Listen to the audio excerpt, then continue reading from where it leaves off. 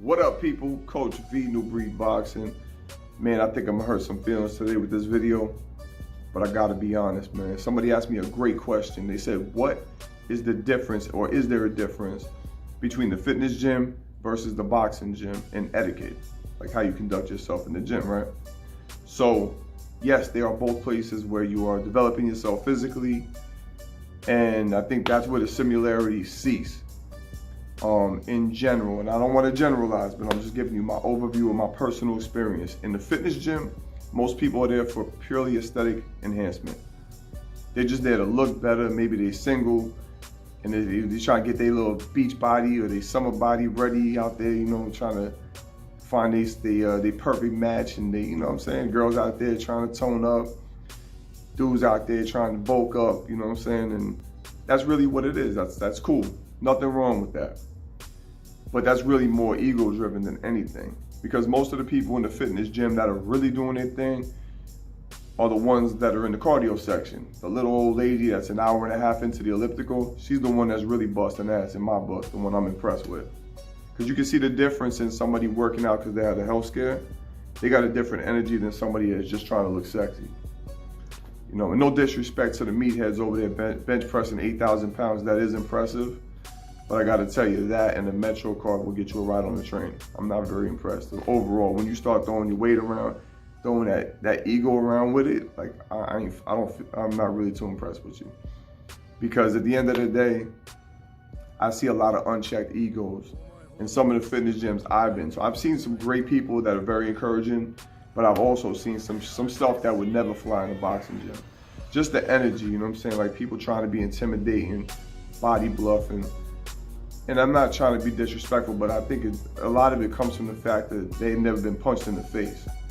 You know what I'm saying? Because at the end of the day, in the boxing gym, there ain't no body bluffing. I don't care if you in a rec center in the hood, that's a youth program where you see 8-year-old kids, or you in an Olympic camp, or you in a professional boxing camp. All those people got the same look in their eyes. What's that? That eye of the tiger you heard about in Rocky? It is a real thing, even though Rocky was there's a lot of fictitious stuff in there. But the eye of the tiger, that's something you're gonna see in all real fighters.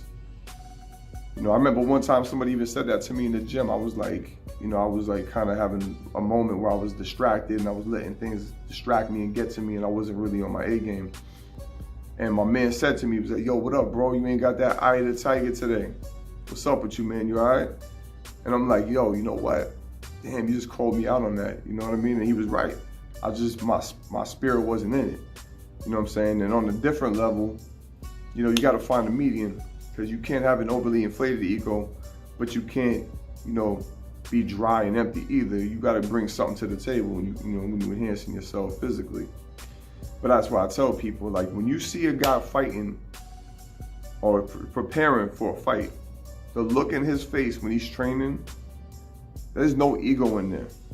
I mean, when you see guys at a press conference, they flexing on each other, you know what I'm saying? They throwing their weight around.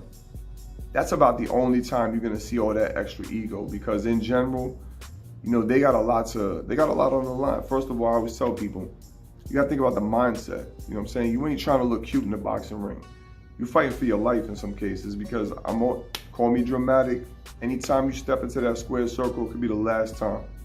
Every time you come out of that ring, you might come out with less of yourself as a person.